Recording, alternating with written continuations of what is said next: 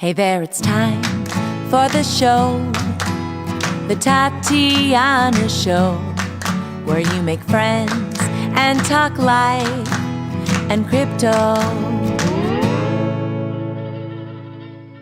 Hello and welcome to the Tatiana Show. It is some sort of a day right before Thanksgiving, November 20th. That's right, 2018. We're preparing for the turkey feast here in America. Our international friends around the world are wishing that they too had a day where they could stuff their faces, although they may have a correlating day. What about you, Josh? Do you have anything in Berlin that's like Thanksgiving? No, the turkeys here are all very happy to be living in Europe. That's all I know. They're all extremely stoked. Have you done a poll? Okay, great. How are you? I'm good. I've just come back from a whirlwind trip, posting videos on our YouTube channel. But I just came back from Athens, where Roger Ver was there as well, and during the hard fork of this BCH, so I saw him sweating it out, or not really sweating actually. It was quite amazing. Just before the fork, I said, "Hey Roger, what's going on? You're going to get Jihan onto this? Are you going to move some hash power?" He said, "Yeah, maybe he'll do what he wants. I don't know." He seemed very casual about the whole thing, and then it started. It was going crazy. I watched it all night, and yeah, what an amazing journey to see this fork happen. And I watched it just out of interest, really. But what is the journey for people that are not familiar with Bitcoin Cash? Why should anybody care what's going on? Oh, really? I think everybody is, but just, I have some new crypto people. Yeah, the thing is, only people that are invested in the certain coin really, really care. Why I cared for it was because it's really fascinating seeing a fork play out where it's contentious, where there's two camps really going at it, and trying to find a way to upgrade to the new different philosophies that they're deciding to follow, and it's interesting to see how that plays out. Well, do you think that accounts for the bad market right now? Yeah, I think it's got part to play. I'm not sure. The thing is that humans love to boil everything down to a simple story so that they can just, say, "Oh, that's the reason." But I think there's a whole lot of stuff happening at the moment. In fact, there's this huge KKT thing. This it's like a futures market that's opening up, but everything's settled in actual Bitcoin.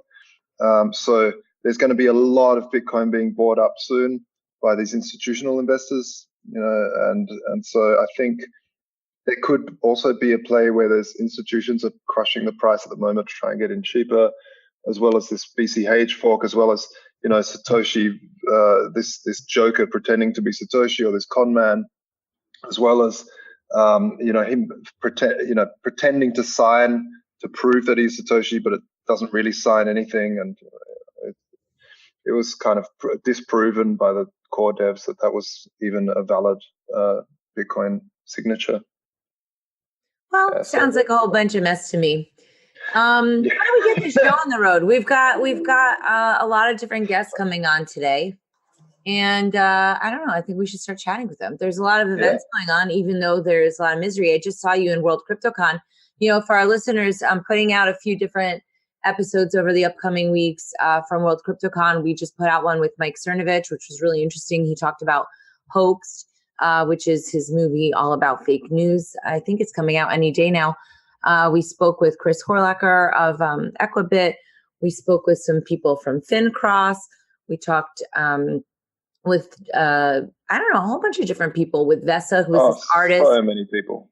Yeah, so I don't know. People can check it out and take a listen. I think we spoke with Jeffrey Tucker for a little while, and Sasha Hodder was co-hosting because you were out there hustling.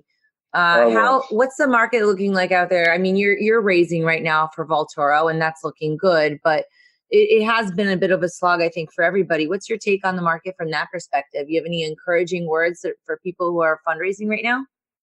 Yeah, look, if you're fundraising for equity, I think it's a really good time that you're still standing, because at the end of the day, a lot of the crap is being flushed out of the markets, and some people aren't crap. Some people, there's also people that just haven't been able to have a good business model, and they're dying because they just haven't been able to cope with this downturn, or they've hedged way too much in crypto, We found that there are some startups that are hedging into gold on Baltoro, so they've managed to keep some of the funds they've raised during an ICO.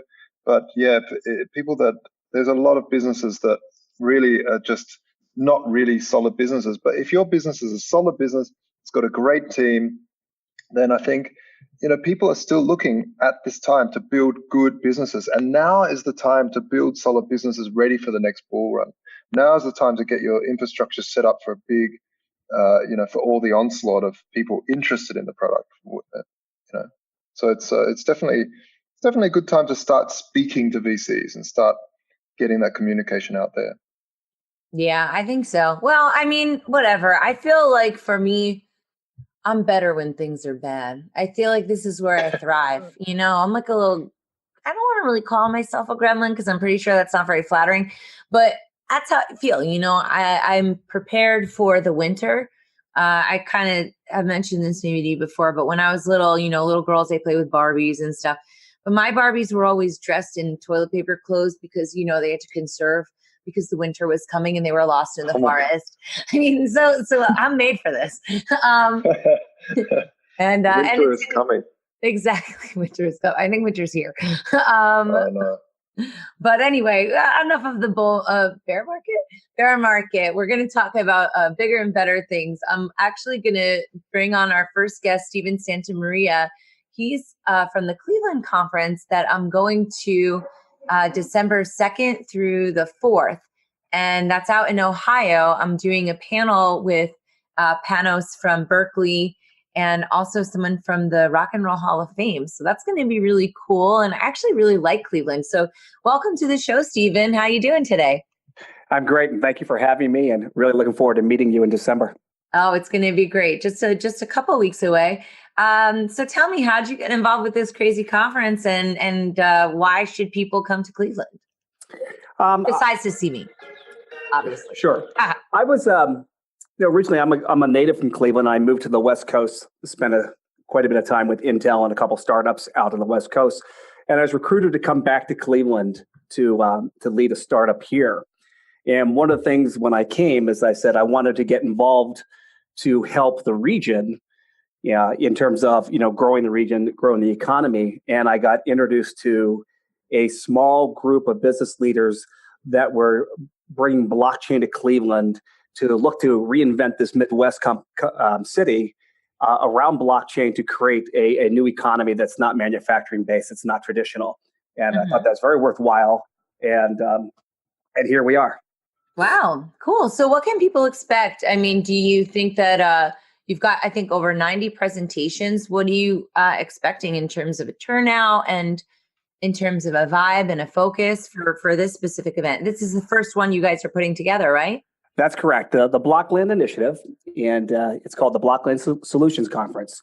We had our first meeting in July and picked the date December 1st to the 4th. So really 4.5 months to put together. And if you'd asked me back then, I would have said it'd been a nice regional conference, but completely blew away my expectations, how the conference has been embraced. Right now we have, as of this morning, 1,265 attendees coming and ramping to 1,500 or more. As you mentioned, 90 plus talks. We have 151 different speakers, of which 30 are international or flying in for it with names like Nick Szabo and Joe Lubin. We have the CEO of Oracle, Mark Hurd, coming, the CEO of AT&T coming in, John Donovan, the Tapscotts, et cetera. It is blown up into really a tremendous event that's just indicative of, the region, the what we're trying to do here in Cleveland, what we're trying to invent, and also the interest in blockchain technologies. Wow, that's Nick awesome. Szabo. Wow, there's some good names there. Yeah, if you'd have told me in August that we'd get them all, because we made the push out to reach them, and they started dropping in, and we started getting them. It's like I said, we had 151 speakers confirmed as of today. We've had about 225 that actually were interested in speaking at the event. And, it's a little bit unique how we position the event, but we've had to turn away almost 70 different people. Wow. What are you talking about, Tatiana?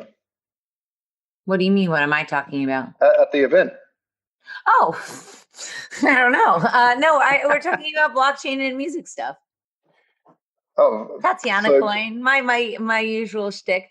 I'm hanging out with the music crew. We get to be the ones that talk about the creative thing. We change it up.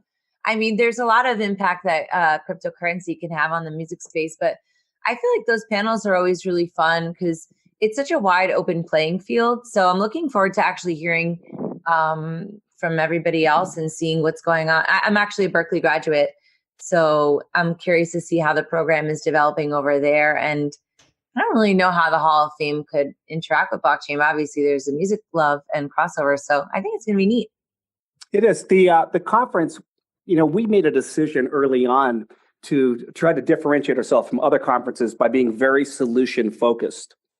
And what you're going to find is the conference is basically all the speakers and all the solutions and the teachers that are out there are talking about real world implementations using blockchain technology. So we have kind of 4 big talks that are keynoted around healthcare, around manufacturing, around government.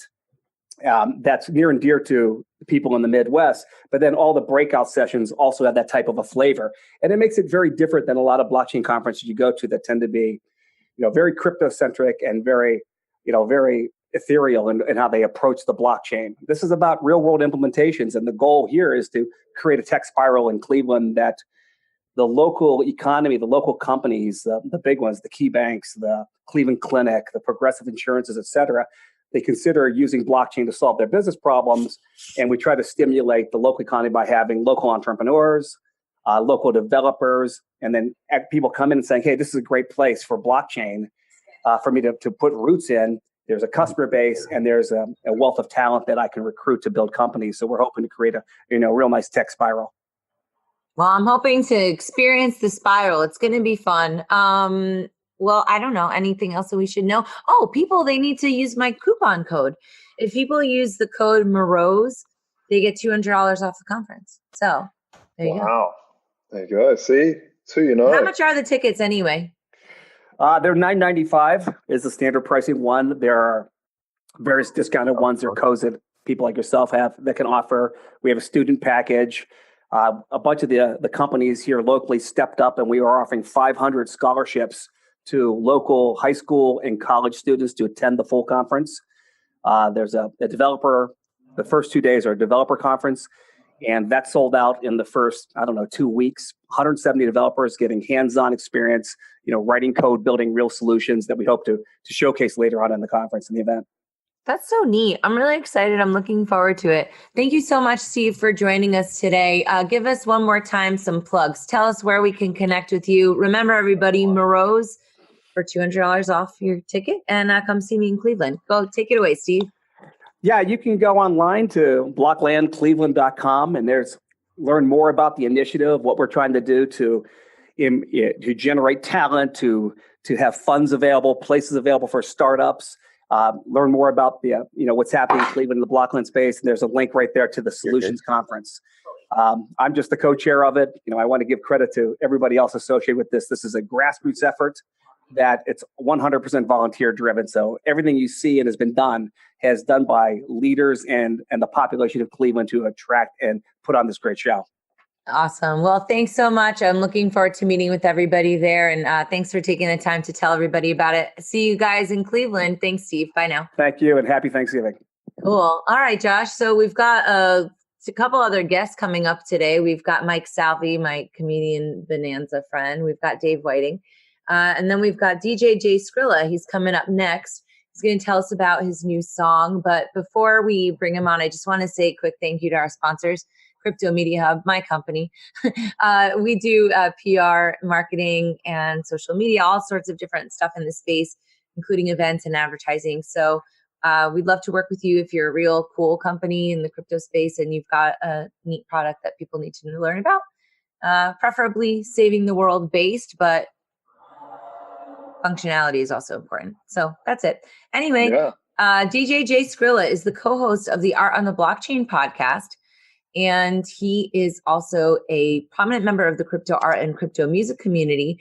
We're actually going to be hanging out in Art Basel in Miami in just a few weeks. DJ Jay Skrilla, are you in the house with us? Yeah. Hey, nice to talk to you. What's up, Josh?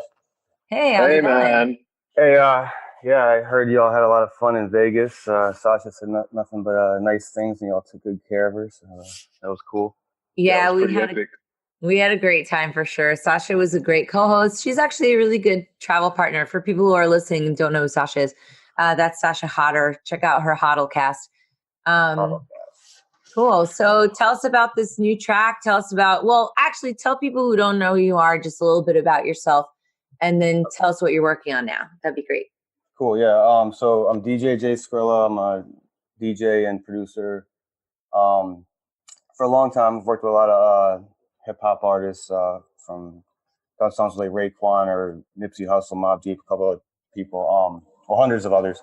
I'm kind of transitioning out of that. I've gotten way more into blockchain and music and art over the last several years, and we started the Art on a Blockchain podcast, kind of showing how crypto collectibles, crypto gaming, and more specifically crypto art and music can be used in this technology. We've interviewed everybody. Tatiana's been on the show. We had Adam B. Levine. We had Brian Hoffman, Jessica Holgrave, Crypto Graffiti. Just a whole bunch of people. It's 25 episodes, about 40 hours worth of material. If anybody wants to check it out, you can go to rareskrilla.com for all that.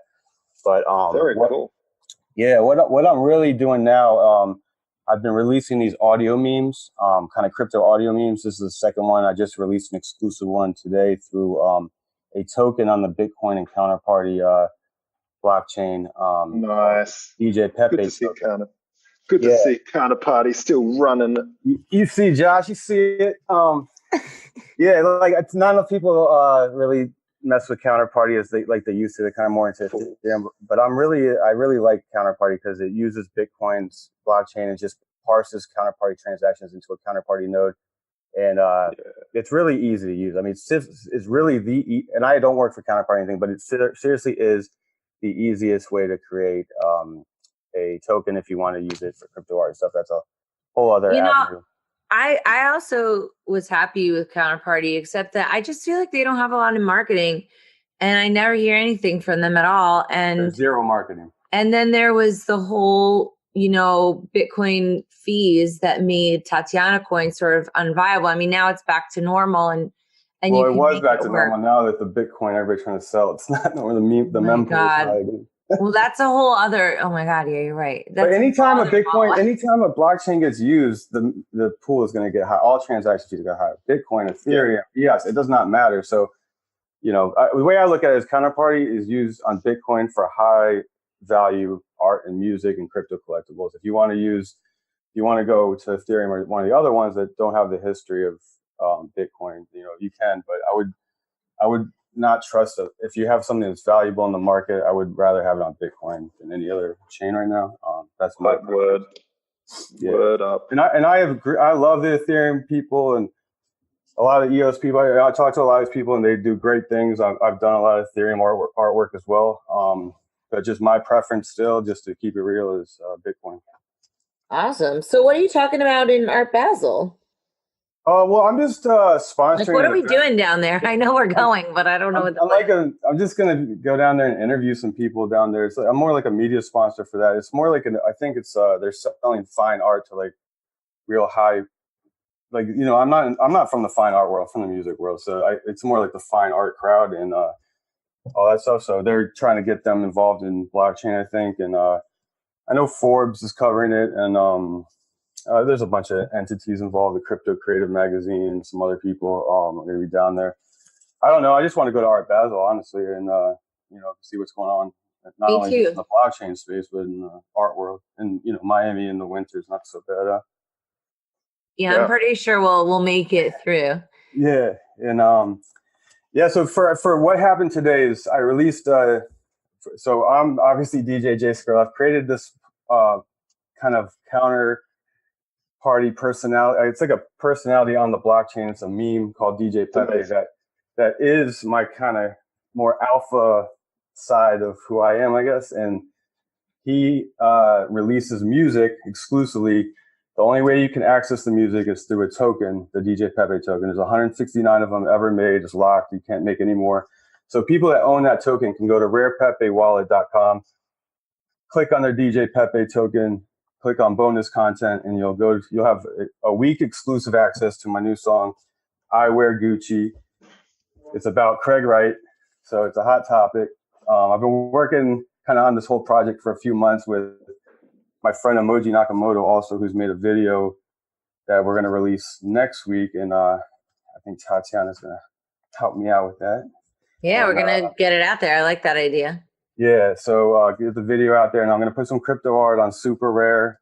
It's like basically a moving GIF album cover, so I'm kind of also I'm a big advocate of GIF as album covers, like for like regular, even like iTunes or anything, but like being in this niche environment, I can make this, put on Super Rare, make a one-of-one album cover, kind of like the master copy.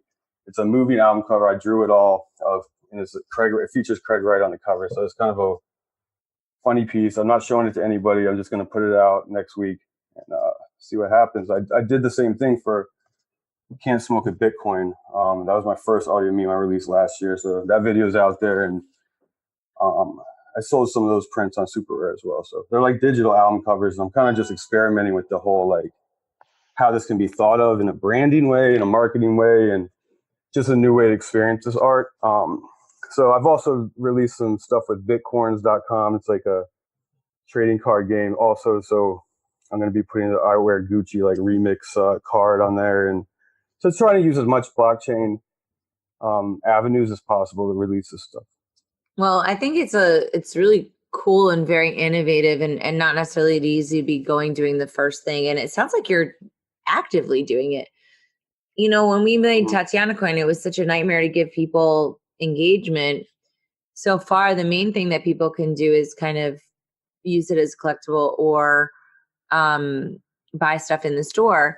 And we've needed the platform. What I really wanted it to do was have a messaging layer and a number of other things. So that platform's built with Token.fm, but you know, we haven't really engaged with this. So it's really neat to hear about how you're using it in a market where like you don't have the entire platform that can kind of do the interplay, but you're still able to interact with your fans. Do you think that your non-crypto fans are interested in your crypto work? Or do you think you're building not very much at all? Yeah, not very much at all. And I kind of don't really, I don't promote this to them because it's not for them. Like this is like, I'm really into like a niche space. I'm just this is a crypto meme about, you know, the first one was about Peter Schiff saying that Bitcoin is worth less than seashells, which is total baloney. This one is about Craig Wright. Yeah. And this one is about Craig Wright and his narcissism. I find him like very entertaining, like as a soap opera character. And he's kind of like the king of pop right now in Bitcoin, him and McAfee. Oh my God. And so I'm kind of celebrating him as like a Tina Turner or something on the blockchain. And it's like, Tina Turner is good. Yeah, that's what I'm saying. But she's also like a pop diva, like, and that's what Craig Wright is. He's a pop diva, and I think he might have like some kind of personality disorder. I don't know really, but totally. Oh my God, freak. But I'm kind of I'm celebrating the whole thing in terms of like, here we are. Craig Wright is Satoshi, fake Toshi, or CSW, or maybe like that video that came out recently where everybody's like, I am Craig Wright. Like, it's just bizarre to me. And I just want it's just Craig wrong. Yeah. That's what it is. Yeah. Just Craig wrong. Yeah. So the video actually is crazy because we made it into like an 80s themed video with like 80s special effects.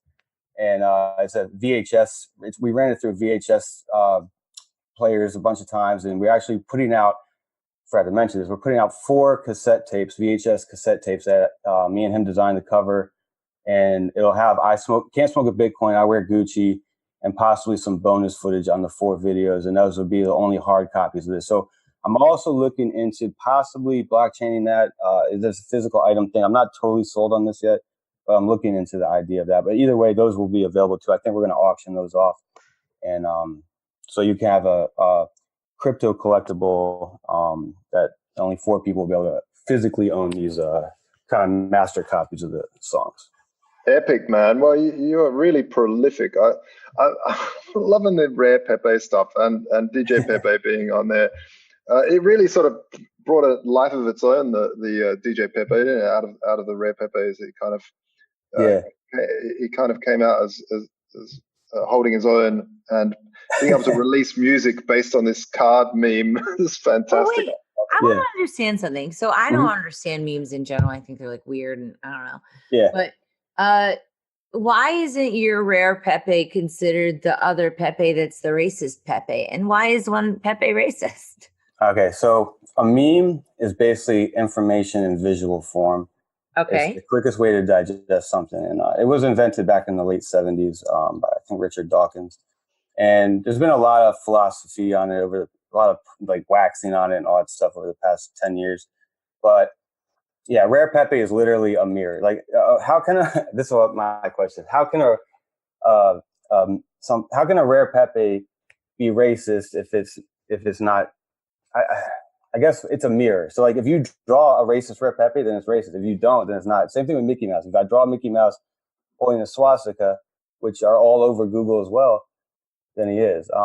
I'm not. Yeah. So basically, when Rare Pepes came out, they're huge in the crypto community. Like besides all the other stuff that's going on, the alt-right and the election stuff, that was a whole other being. But Rare Pepe lives in whole different worlds, like Japan, Venezuela, Europe. It doesn't mean any of that. It doesn't really mean any of that here. I think the media kind of blew that up. Hillary Clinton put it on her website and it just went out of control. Like.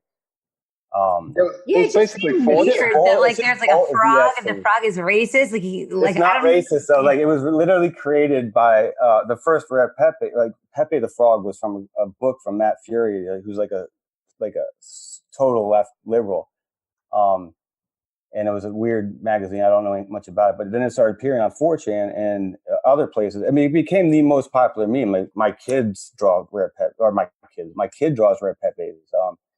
Like it's just something that people like. I find it funny too that a lot of women actually are encapsulated by Rare Pepe because of its ugliness. I've found out it's kind of so that's a whole nother issue. But it's just a meme, and it's honestly like anything that can make you feel a certain way, like a Pepe does. I think it makes it a stronger meme. So when these things came out in 2016, I was one of the first people in there to start getting into it, and it was literally used in the crypto world, like totally, like in Telegram, like Rare Pepe was the meme. It had nothing to do with anything but like crypto.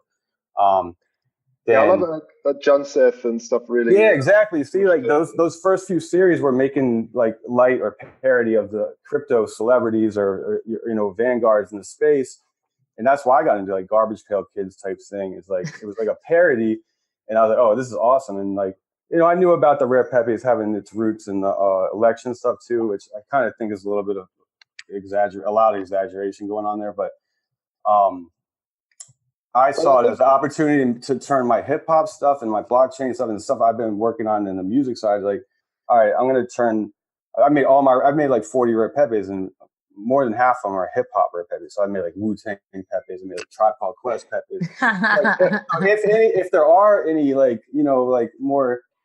There's so many different Rare Pepes there's like 1,700 of them, and some of them are more right leaning, some of them are more left leaning, and some of them are just like crazy stuff. So like it really is no boundaries on it. I mean, I think the racist thing came from the fact that 4chan just decided to see if they could make a meme totally racist and banned. So they just went out there and went boom, boom, boom, and smashed it out everywhere, making, Rare Pepes, really, really racist Rare Pepes. And then all of a sudden, the freedom, the justice warriors, social justice warriors of the world decided that Pepe the Frog was a racist, and went from there. But yeah. That made it spiral out of control, Josh. That's exactly what you're saying. Like once they hit the Hillary Clinton website, then 4chan was like, "Oh, we won," and then it just took off. Like and that media gave them that spotlight that they wanted. Like they don't understand. Like when you feed the trolls get stronger. Like I would have loved to see it done with Mickey Mouse, though. It would be funny to see what Disney would have done if Mickey had become this insanely racist and. Well, they say that that what's his face, Walt Disney was actually a closet, I don't know, Illuminati, anti-Semite, devil worshiper, something weird, and that he would insert a lot of overly sexual stuff into his content. So maybe it would be a return to Mickey's roots, and then we could cite those cases when brought in front of the Twitter jury. Seriously, think about how many people have gotten so angry over a freaking cartoon person. I've literally never understood what it is. Now that I understand, I am very grateful for the knowledge. So thank you both for explaining it to me. Reading about memes is really kind of fascinating. Go watch a video on Kekistan or something like that, and you'll be blown away about how deep this goes down the rabbit hole. Oh Yeah, Kekistan. Nice. Josh knows. Wait, Josh, do you know what Kekistan is? I don't even know what that is. It's a I want to know. This place. sounds like a little scary. Basically, Pepe is like kind of just represents chaos. So that's kind of all you need to know. Okay, cool. Sorry, I just dropped my mic. That was really great. It's going well. The important thing is with memes is that they really are, like you said, it's a one picture way of explaining either a joke or sarcasm and you know, the internet. The problem with the internet and text, it's really hard to tell sarcasm, and that's why they developed the smiley face, right? It was like smiley. Oh, yeah. Okay, he's being sarcastic. And then meme is, you know, now that, you know, obviously it happened a long time ago where the internet got fast enough to have JPEGs loading pretty quickly. It was like a way better way to show sarcasm or to show a joke or to show how you're feeling. And it's always like, how much better are chat programs now that you can have GIFs? Yeah, I love the GIFs. I think GIFs need to be implemented. I put out a tweet yesterday saying why isn't SoundCloud, iTunes, and all these Spotify why aren't they implementing GIF album covers? Like, we literally, blockchain is doing GIF album covers. We're putting, like, there are GIF album covers now, like, because myself, Theo Goodman, and a couple other people, we've put them out, and I gotta put one out. I want to be cool like you guys. We're going to talk about a shop down in Miami. I think we'll make some fun content too. Definitely, yeah. No, like Tatiana, we gotta do GIF album covers. That's the future. That's what the kids want. That's what it's just better, and it's more. I think we need a collab, and then it'll be a GIF album cover. Yeah. I'll handle that. It'll be like a beach jam because we'll be hanging out in Miami, which will be so nice. I can't wait. I'm just like dreaming of the sunshine. Cool. Well, listen, we should get your socials and stuff. Where can people find out? And can people be in the 167 people that bought the original token, or no, they have to bid? No. So they have not. This is the thing. I've just been putting some of them on the exchange, the decentralized exchange, or through Rare Pepe Wallet here and there over the years, and people now buy and sell. I'm kind of out of the market if people are kind of just trading them, but I do have. I think I've gotten rid of more than half of them, but I still have some. So I put out like 10 more on the market yesterday, and literally when I put that announcement out, all 10 of them, they had a bidding war on there. People with transaction fee, trying to jump transaction fees to get all the DJ Pepe that I was seeing. Somebody sent me a screenshot, so that was cool.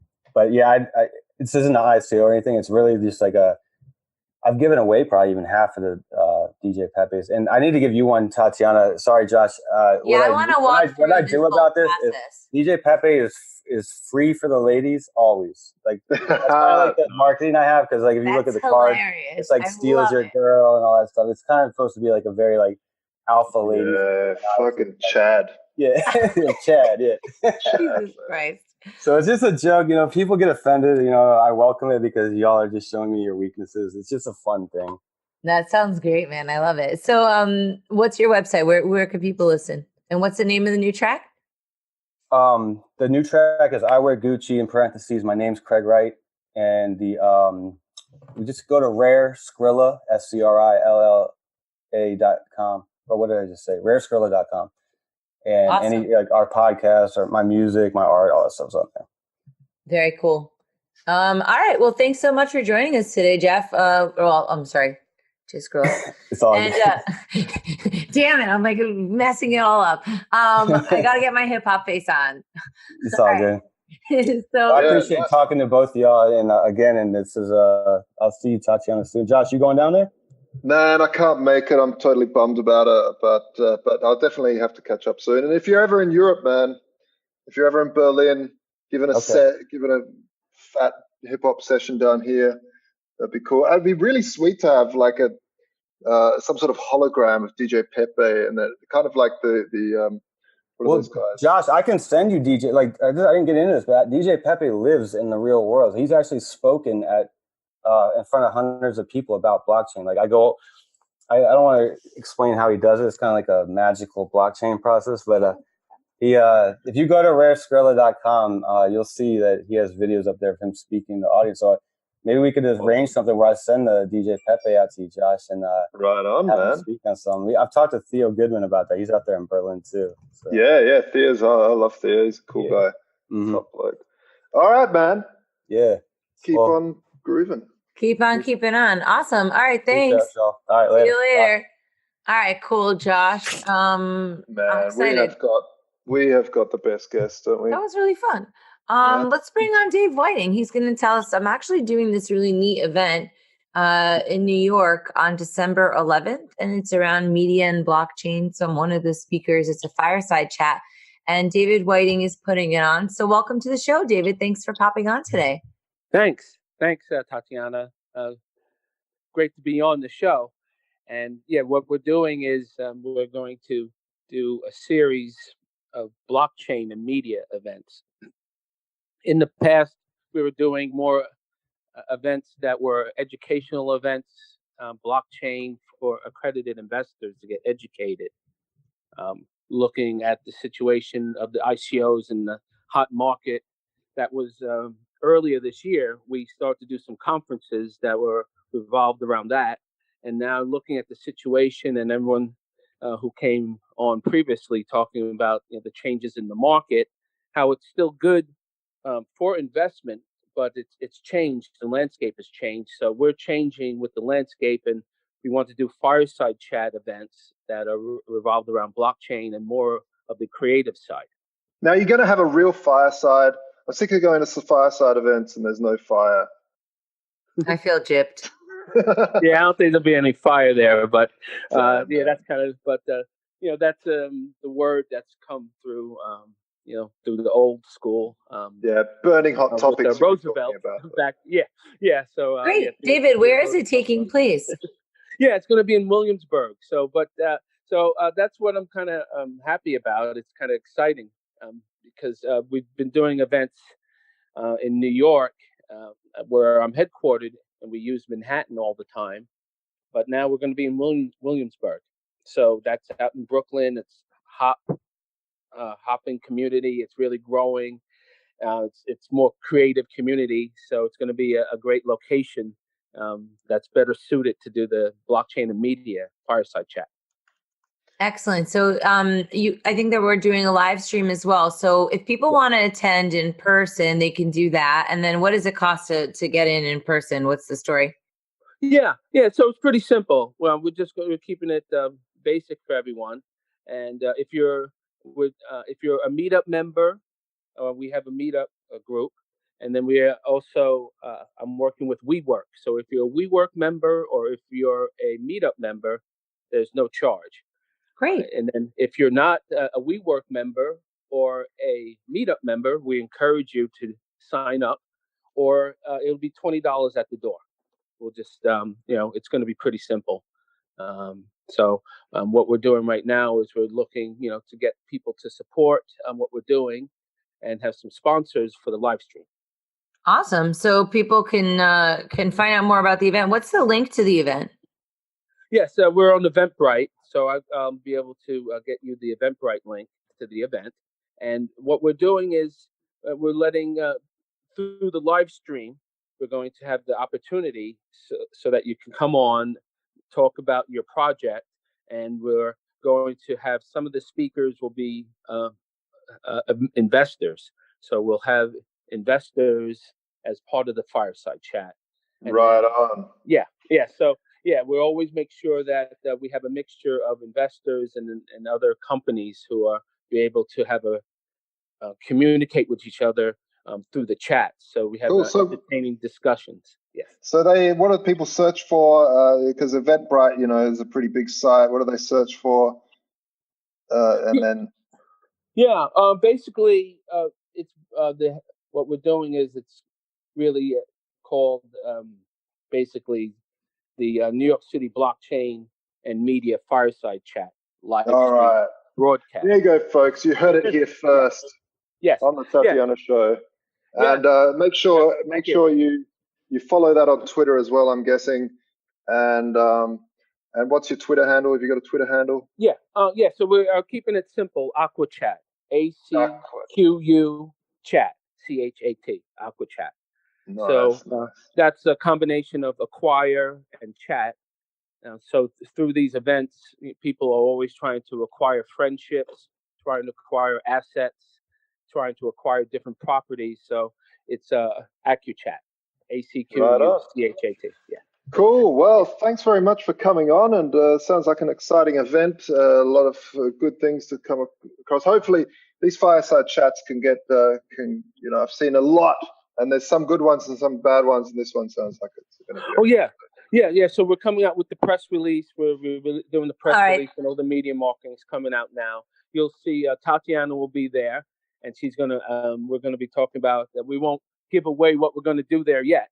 So it's gonna be a surprise. But Tatiana's gonna come up and have some programming involved with her, and it'll be live streamed. Excellent. Thanks so much, David. We really appreciate it. Awesome. So listen, everybody.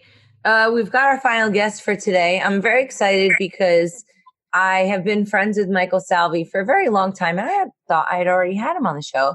And for some reason I hadn't. But he's a hilarious bastard. So before we bring on Michael Salvi, make sure you go to cryptomediahub.com and check out everything that there is there to offer for PR and marketing in the space. Media Hub. And also Vaultoro.com. We got to give props to our sponsors, which is also actually Crypto Compare. They're our friends over there, and we've got the Bitcoin CPA. But right now we're focusing on our own projects. Right, Josh? High five. Yeah, Vaultoro.com. Vault as in gold vault, and oro, which is Spanish for gold. Excellent. All right, Mike, we've got you on the line. We've got some sort of blowing in the wind, audio interference. That was me testing out. See if well, I'm glad that you're here to test with us. It's nice to talk to you, buddy. How are you? I'm great. How are you? Here's why I'm great. Like, what better time in history in the world is like? There's no better time to be a crypto anarchist 2 days before Thanksgiving. I can't wait until Thanksgiving dinner, be around all my family. This is like the best time. Like, God. Oh, they're gonna rub it in your face so hard. Don't ask anyone about how their crypto portfolio is going. Luckily, no one in my family believed me. Actually, my dad did, and he bought some stuff, but he hasn't even yelled at me about it, which I was pretty surprised. My family's cool, so they don't really give a shit. But it's just like, I just can't imagine like what it's like. You turn your car off, you walk up, it's cold, you're going into your aunt's house, and you're just waiting for that one aunt that you unfollowed on Facebook to say, how's your Bitcoin? Or, how's that anarchy thing working out? And you just want to turn around and leave, grab your cranberry sauce and just bounce. No, I'm excited, man. I'm looking forward to Thanksgiving. I mean, look, the price dropped. I don't know if you guys heard. But I picked it up when it was like 4,200, and right about now it was at like 4,600. Now it's at like 4,700. Now it's at 3,800. I don't know where it's at. I'm just saying, wait, did you say 38? No, I lied. Yeah, no, I was thinking about my gun. I'm sorry. In euros. Yeah, in euros. 46. I'm gonna sell all my dollars for euros, then to Bitcoin, and then just jump in the water. Actually, do it in gold instead on Vaultoro.com. That'll actually probably help me stay down in the bottom of the lake bed with all that gold in my pockets. Yeah. So. Actually, it's been so nuts at the moment. Where I've had people coming out of the woodworks really, really pissed, and some people are really happy because they're buying like crazy because they've got full-time jobs and they don't live off their crypto. So anyone that's living on crypto is like, and everyone's that's actually earning in crap toilet paper that they want to get rid of buying crypto on the way down. So you must not have seen the new YouTube ads. There's like a 5-second ad at the beginning of every like Mike Tyson story I want to watch, and there's this new kid who's talking about how he's making all this money in the crypto world. I haven't clicked the ad yet, but it sounds like you didn't either, because this guy's making a ton of money now. I'm just look, man. This has honestly been my favorite year in crypto, and it's clearly has nothing to do with the price, but it's just look, I made a promise last year to myself, and that was at the end of December of 2017. I looked back and I went, you know what I wish I would have done no matter what, was just bought every month and just like dollar cost average. And I was like, okay, no matter what, I'm doing that from here on out. And I have. I've told many people to do that. Just buy it every month. If it goes down, you're buying cheaper on average. Yeah. I'm buying real cheap on quite an average. But look, man, jokes aside, it's just like, it's something that I've believed in for a long time. Doesn't really have much to do with the price, and it is what it is. Man, look, the people here in this community have just like, when you surrender yourself into whatever it is you want to do, whether it's weaving baskets or mining crypto or, you know, writing songs or coming up with cool like GIF album covers. It's when the passion's there, when you open yourself up to just whatever that world has to offer you. I mean, for me, I've been doing stand-up comedy, but then I did this show in January at a friend of mine who retired from from one of these companies, and he said, "Do you want to come perform?" And I said, "Yeah." I did a couple, like I went up, I did maybe 15, 20 minutes, and I did a bunch of Bitcoin jokes, and it just worked. And I was like, wow. It's not like well, it's just like, what, this works. And then I kept getting booked and kept getting new gigs and all this stuff and meeting all these people. You don't think about where your portfolio, maybe you do, but like for really, I don't really think about where my portfolio's at. It's just like, you know, Tatiana, I mean, we've been friends for years, and to see you have gone and, you know, plant yourself in the crypto space and like plant this flag for, you know, everything that you've been doing for a while. And then to come back in and like, when I make you laugh, or like when I say what I know, and it like, and you acknowledge it, like, to me, it's like, you know, I look up to you in that sense, because I feel like you're so much further ahead of a lot of the stuff that I know, and you've learned a lot more, and you kind of dove in a lot more. But for me, it's like, when I come in and get that reassurance sort of from like if I can make Tatiana laugh about something real specific and like real nerdy about, like, God, oh my God, your Halloween costume, Tatiana Moroz. Oh, did you laugh at that? Oh my God, it was really funny. Well, tell people that are listening, because now, who was the girl that was with you? I had Sasha Hodder with me. She was dressed up as Bitcoin. Right? Okay, don't. Okay. So Tatiana's dressed in this like weird little fairy looking outfit, and then she's standing next to Sasha, who's dressed in like a Bitcoin outfit, and Tatiana has all the Ethereum colors, and Sasha has this chain around her neck, like a chain.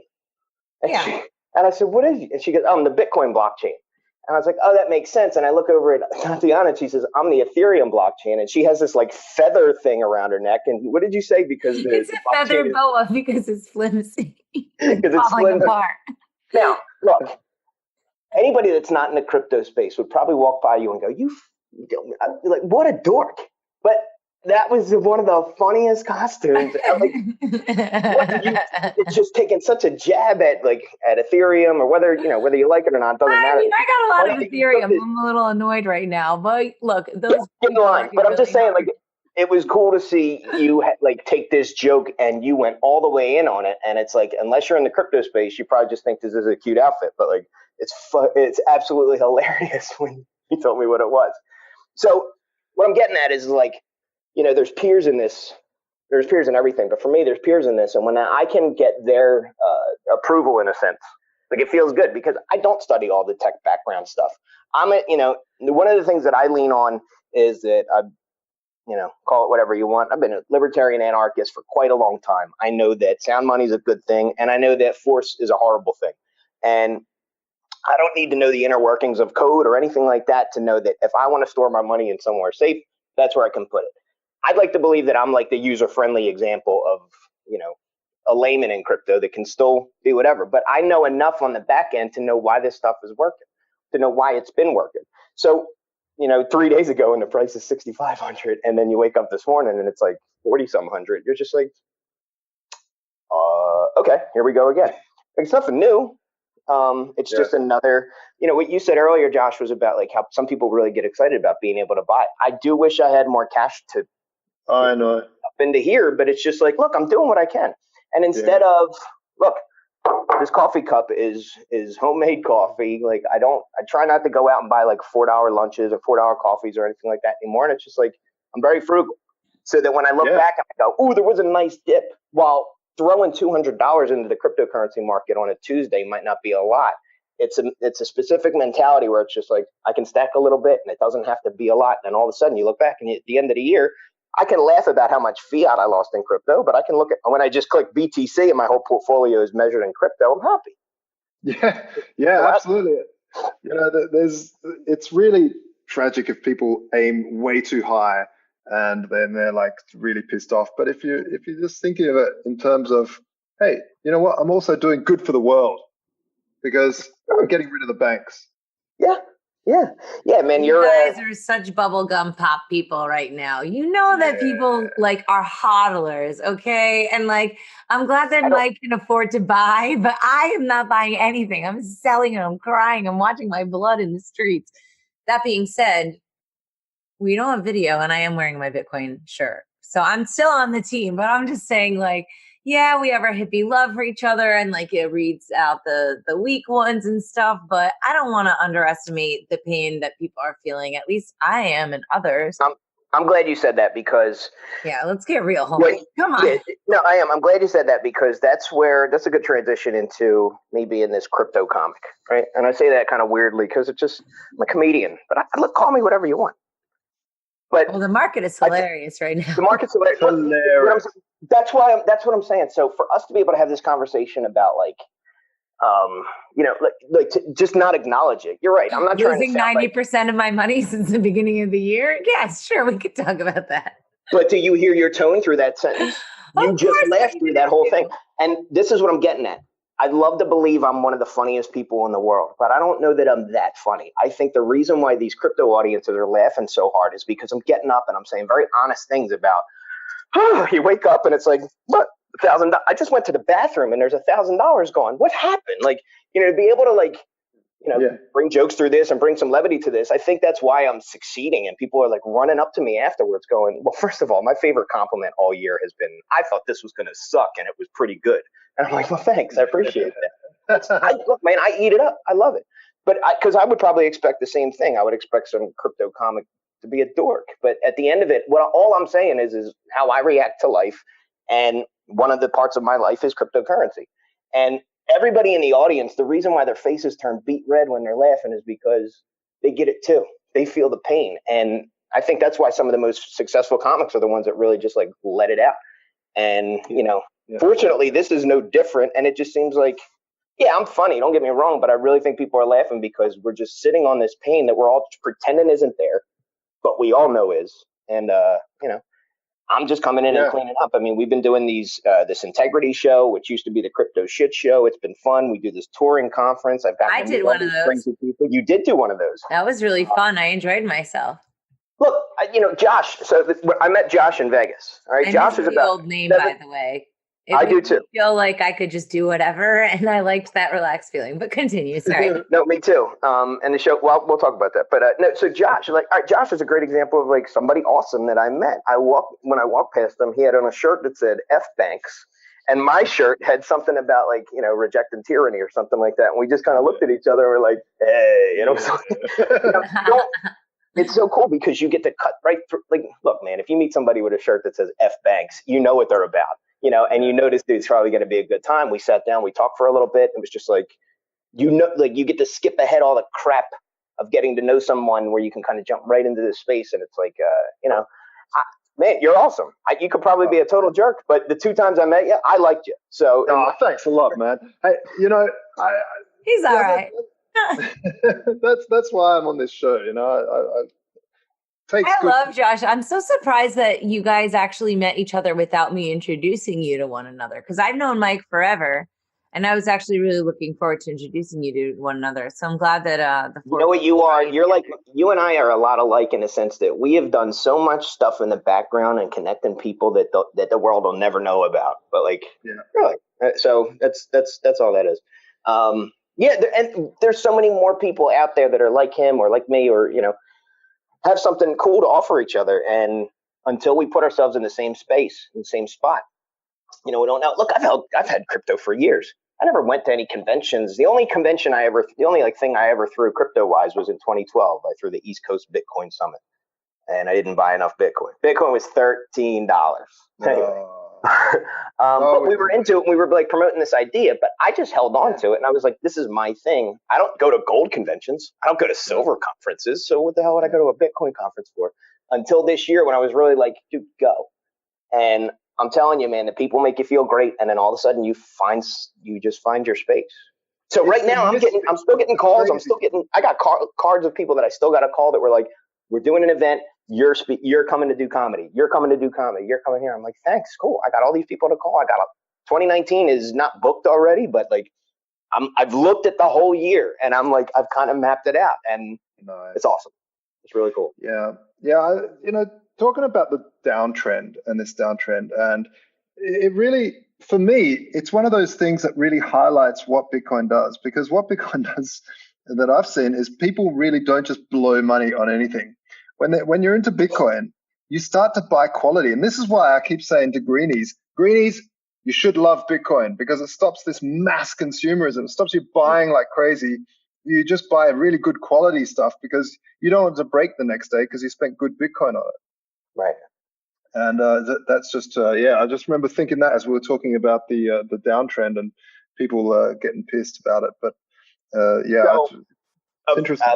A friend of mine who is the co-founder of the Integrity Show, the crypto shit show that we do, he and I went up to New Hampshire a month ago, and we went to an event that was hosted by Bruce Fenton. If you don't know who he is, look him up. He's awesome. Yeah. One of the things he said really stuck out, and it's just the way the universe works. I was thinking about this morning, and then Nathan actually tweeted about it, and I was like, I was thinking about this story this morning. And Bruce said, let's paint a picture for a second. So Bitcoin fails and Bitcoin goes completely to zero. And then, Bitcoin becomes a tale of the past. He was like, how cool would it be to be able to go to like flea markets and go over to some lady and be like, hey, how much is that teapot? $5. And she'll be like, oh, and I'll throw in 200,000 Bitcoins for you too. Do you remember this? And you're like, oh yeah. And you buy them all up and you go on this quest just for your own personal nerdiness to collect as many Bitcoin relics as possible because you loved it. And then he looks out at the crowd and he goes, now, if it ever comes to that, he said, how many of you would go on these scavenger hunts with me looking for crypto everywhere? Of course, everybody all raises their hand, and then he just looks at us, and it was one of those like positive backslaps by your older brother or your father, where he's like, and that's why it's never going to fail. Yeah, we're all gonna, exactly. And I'm like, okay, yeah, you're right. So, and it's because it's the first. So crypto is a collectible. It's one of those things. Bitcoin, have you got a little bit of the first cryptocurrency, the thing that changed the world, the digital assets that came along in 2008, 2009? Have you got one? Right. It's definitely neat to say too. And then the second you find out people take crypto or have a Bitcoin ATM or something in their, and whatever, even if they've heard of it, it's like, so the bartender that we had at our San Diego shit show last week or 2 weeks ago, we got her set up. We got her, like, she downloaded an Edge wallet and a bunch of people tipped her in crypto. But as I was talking to her, I said, have you heard of Bitcoin? And she goes, my boyfriend's all into it. And then Nate was like, well, what the heck's your boyfriend? Bring him down here. This is a great show. She's like, he's working. But at the end of it, she went home with like a couple $100 in crypto. So, and I don't know how the conversation went, but I would love to see a guy who's like all into crypto have his girlfriend who's kind of into it come home with a wallet full of money. Like, honey, look what I just did. Like, what do we do? It's neat to see stuff like that. And then look, people say this a lot. The time that people really get sold on crypto is the second you send it to them. Yeah, send somebody $5. Send somebody $50. Like, it wasn't $50 a long time ago. Send somebody something. And the second it hits their wallet, they're like, the way their face lights up and they're like, oh my God, now what do I do with it? And you're like, I don't know, figure it out. Yeah, I mean, that's why Roger Ver is actually the king of marketing, and that's why he was so successful in the start. Because I was at this Athens event and he was there spreading Bcash around. And he was just basically opening a wallet for every single person and putting $1 on there. And you see their faces light up, the people that haven't used it before, and go, aha. And the little light bulb goes, oh, now I get it. Right. Yeah, but isn't that like a little bit like the government giving out a handout? No, not really. No, because I mean, it's nothing. That's probably not a well thought out thing, but it's a little weird that nothing, not at all. Printer. No, and then he's giving out the thing that he printed. It's a little different than Bitcoin. I can't believe I'm saying I'm like running to this dude's defense. It has nothing to do with him, but no, it's because no, I want to know. I like this. Hold on. Here's the answer. My only response to that is because if it was me, Mhm. And if I hand out some, like, look, when I give somebody a brand new wallet, however much I give them, it's my money that I decided to give them voluntarily. And it's not like it was money that I went around to all my friends and held guns and said, you all owe me this, and now I'm going to redistribute it like some stupid George Bush $300 check. I don't think it's anything like that. I get what you're saying, but no, maybe look, I don't know much. More because it's like his currency. Do you know what I mean? Not like that it's in his wallet. If it's his personal money and it happens to be Bcash, that's one thing. You know what it has a little bit of a feel of like, hey, look, I invented this new money. You got some free stuff, which is fine, but it's not. It's not the same thing as giving out Bitcoin. That's all. No, but he was doing it with Bitcoin originally. That's what I'm sure. No, of course that goes without saying. Sure. Well, so was I. But I take back everything I say. It's okay. Regardless of what his intentions were, someone new walked away. Whether it was a bartender on a cruise ship or like just some new person who came up and now all of a sudden has a wallet. We'll go figure out what to do with it. So, I don't care if Roger Ver wants to drive through the neighborhood and make it rain. Whatever Bitcoin Cash is still worth anymore. And, all my Bitcoin Cash was free, like all of it. And so was everybody. Yeah, I woke up one morning with I don't actually have a problem with the project. I feel like lately I've been feeling a little bit like I'm coming off that way, but I don't know enough about it to say it's just easy it's like New Jersey. Okay. It's easy to make fun of. It's like my joke that I told at the Bitcoin Center. I'll just so I get to the Bitcoin Center. I got invited to the Bitcoin Center in New York City. I go up on stage. I'm like, this place is beautiful. I really like what you've done with the place. It's a lot nicer than the Bitcoin Cash Center over in Jersey. Thank you. That's it. But that's it. It's just don't make fun of my state. I made fun of both of them. Jersey is wonderful. The reason that joke works is because you have to hate New Jersey and Bitcoin Cash, and they both beat each other up in the joke, and I don't do nothing. Now, yeah, that's true. You don't even have to write the joke. The joke does itself. But again, well, you have to write it. Cool, whatever. Yeah, but I mean, whatever it is, sure. I'm not like mad at nobody, and it's just, I don't care. I was asked before, like, what do you think about all this institutional money and all these people trying to make efforts to come into crypto? Well, we built a really cool park, so people want to come hang out on our swings. Of course, they're going to rush in, but you got to wait. Or, I like that. Really, like we built the coolest thing in the world, and like I'm a skateboarder, so that's an easy analogy for me. I mean, imagine if we just built a whole brand new, like the best skate park you could possibly think of, and then 1 million people are standing in line to get in, and then there's other people that say, well, look, here's $1,000 I'm going to pay to get up front, and it's like, you know what? Go build your own goddamn skate park. Like, come here, but just be cool about it. There's ways to share. There just is. And like we're figuring it out at the market. A lot of things to play with from an economic perspective there. Mike, where can people see you? Where can they see the Integrity Show? What's the schedule? Tell us where to link. Have a laugh. They're okay. They can see me. Well, you have to book me. I'll come out to you. Okay, and just go to MikeSalvi.com. It's real simple. And that, like, all that is just one page. There's a link to our Integrity Show. It tells you what it's about. It takes you to my Twitter page, all my Steam It stuff. And then look, YouTube. People ask me, like, what's your YouTube channel? I have one, but I've been using BitTube like crazy. There's no censorship. There's no. I met the guy from the guy Seth Estrada came up to me, and I don't mean to say that in like a braggadocious way, but it was like he's not some like prick he's like the main voice on BitTube right now. And, we've been talking a little bit online back and forth. I just loved it. I love BitTube itself. And then, so he like runs up to me at World CryptoCon and I knew his face and I was like, took me a second. I went, BitTube, Seth, hey, how you doing? It was really cool. So I used that. There's no censorship at all. Nobody's demonetizing your page because they can't. It's browser mined in the same style as Monero. There's like, so that's, I have stuff on BitTube. But it uses But the Integrity Show, if you go to integrityshow.com, it's not super updated, but we did 6 shows this year. 2019, we have at least, we're doing another 6 at least, like already booked. But we're trying to do one, if not every month, every other month or so. So we'll be in Florida in January. All the details will be on the show. We're going to Oakland in March. So we've got a lot of cool stuff lined up, and it's a 1-day conference. It's free. You're welcome to give us money, but you don't have to. We give you coffee, Danishes, and breakfast and stuff in the morning. In the afternoon, we usually provide lunch. The whole purpose of it is just to bring. We have sometimes security analysts come in, developers. It's not a circle jerk type of conference. It's people get up and they learn a bunch of stuff, and at the end of it, so we do a game show. We do giveaways, and then This sounds way better than some of these other conferences for just the average person to get involved, you know, and in well, a it is, and you can show up and you non-committal can check way, it you out. know. We Yeah, have exactly. so me as the comic, as the entertainment, and then we find somebody else like Tatiana. You came down and performed in our Philly show, so there's always, it's fun and it's exciting. So yeah, follow us. Like me and Nate, we filmed this video of us on a swing. It just looks stupid, but it's funny. You'll know what I mean when you just follow us and check us out. I think that's Awesome. really all I got. I got to tour the country. This is amazing.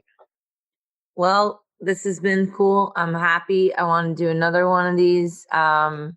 Maybe we need to do one in Berlin. We'll go and visit Josh. Bring it. I like the optimism, everybody. Thanks everybody for joining the show today. Thanks to Steve with the Cleveland conference. Make sure that you do the $200 Morose coupon code. Thanks to DJ Jay Skrilla. Check out his music. Make sure you check out the Aqua Chat event December 11th in New York. And again, ladies and gentlemen, Mike Salvi. Josh, thanks for joining me today. Make sure you all Man, it is go. always a pleasure.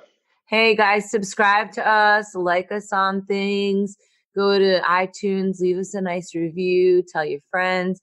Check out TatianaMorose.com for my upcoming musical performances and talks, and CryptoMediaHub.com. Tell your friends if they need PR or marketing or anything in the space, let us know. Josh, any final words? Just, stop looking at the price. Just stop it. That's the best way to go. Or, Stop now. yeah, that's it. Just stop All looking right. at the price. That's Love you the guys. price. Bye. See you soon.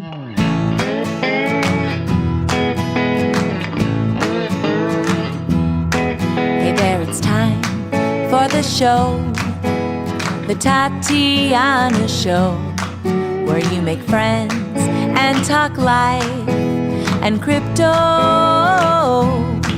We gotta think and reflect and use lots of intellect with our hearts when we work together.